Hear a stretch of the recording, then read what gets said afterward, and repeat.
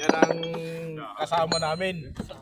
2 weeks na lang yan, uwi na yan ng Pilipinas. For good na daw siya. Magkano yung makukuha mo? Yung end of service mo? 10,000 Real. 10,000 real. Tapos, Ang laki. tapos isa. 10,000 real guys ay nasa ano yun, nasa 150,000 peso. Pwede mo nang ipagnegosyo sa Pilipinas.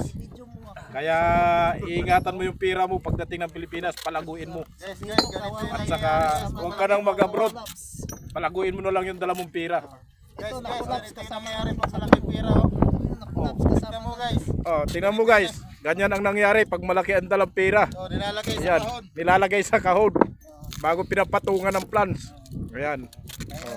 Ayan guys. Mayroon yan. Ayan. Ayan ginawang nag-anan pa guys, paglalagay lang ng tip, dinag-anan ng planks. Ayan.